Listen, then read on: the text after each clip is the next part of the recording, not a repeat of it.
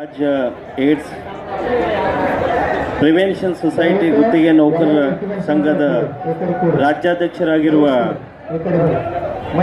ಪಾಮೇಶ್ ಕಟ್ಟಿಮನೆಯವರೇ ಹಾಗೂ ಪ್ರಧಾನ ಕಾರ್ಯದರ್ಶಿಗಳಾದಂಥ ಸಿದ್ದು ಮುತ್ತತ್ತಿಯವರೇ ಹಾಗೂ ಸಂಘದ ಎಲ್ಲ ಪದಾಧಿಕಾರಿಗಳೇ ಹಾಗೂ ನನ್ನ ಆತ್ಮೀಯ ಸಹೋದ್ಯೋಗಿಗಳೇ ಸ್ನೇಹಿತರೆ, ಈ ಒಂದು ತಮ್ಮ ನ್ಯಾಯಯುತವಾದಂಥ ಬೇಡಿಕೆಗಳನ್ನು ಈಗಾಗಲೇ ನಾವು ಸಂಘದ ಕಚೇರಿಯಲ್ಲಿದ್ದಾಗ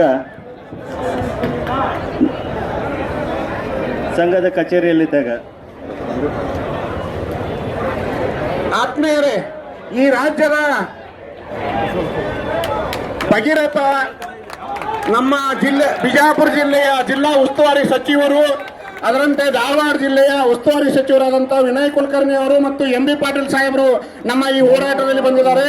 ಇಬ್ಬರು ಸಚಿವರು ನಮ್ಮೊಟ್ಟಿಗೆ ಇದ್ದಾರೆ. ಅವರಿಗೆ ಜೋರಾದ ಚಪ್ಪಾಳೆ ಮುಖಾಂತರ ಅವ್ರ ಮಾತನ್ನು ಅಲ್ಲಿಗೆ ಮಾಡ್ಕೊಳ್ಸಿದ್ರು. ದಯಮಾಡಿ ಅವರು ಮುಂದುವರಿಸಬೇಕಂತ ನಿಮ್ಮೆಲ್ಲರ ಪರವಾಗಿ ವಿನಂತಿ ಮಾಡ್ಕೊತೀನಿ. ಸ್ನೇಹಿತರೆ, ಅನ್ನೋದೇ ನಮ್ಮ ಮುಖ್ಯ ಉದ್ದೇಶ. ಅಂಥದ್ರಲ್ಲಿ ನಮ್ಮ ಸಚಿವರಾದಂಥ ಎಂ.ಬಿ. ಪಾಟೀಲ್ ಸಾಹೇಬ್ರ ಬಗ್ಗೆ ನಾವು ಸುಮಾರು ಕೆಲವು ವರ್ಷಗಳಿಂದ ನೋಡಿದ್ದೇವೆ. ಅವ್ರ ಬಗ್ಗೆ ಸ್ವಲ್ಪ ನಂಬಿಕೆ ಇದೆ.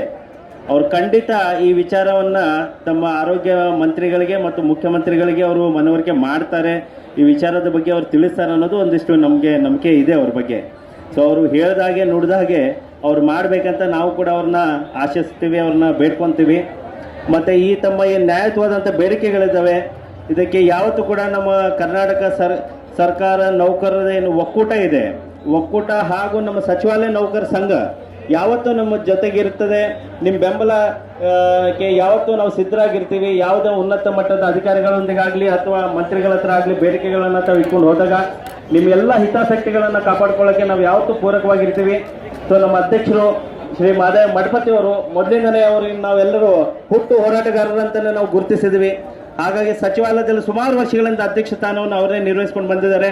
ಮೊನ್ನಿನ ಒಂದು ಚುನಾವಣೆಯಲ್ಲಿ ಕೂಡ ಅವರು ಒಂದು ಅಭೂತಪೂರ್ವವಾದಂಥ ನಾವು ಜಯನ್ನ ಅವರ ಒಂದು ಅಧ್ಯಕ್ಷತೆಯಲ್ಲಿ ಅವ್ರ ನಾಯಕತ್ವದಲ್ಲಿ ನಾವು ಪಡೆದಿದ್ದೇವೆ. ಸೊ ಅವರು ಕೂಡ ಒಂದು ಒಕ್ಕೂಟದ ವತಿಯಿಂದ ತಮ್ಮ ಎಲ್ಲರಿಗೆ ಬೆಂಬಲ ನೀಡ್ತಾರೆ ಅನ್ನೋ ಒಂದು ನಾವು ಇಲ್ಲಿ ತಮಗೆಲ್ಲರಿಗೆ ಹೇಳೋಕ್ಕೆ ಇಷ್ಟಪಡ್ತೀನಿ.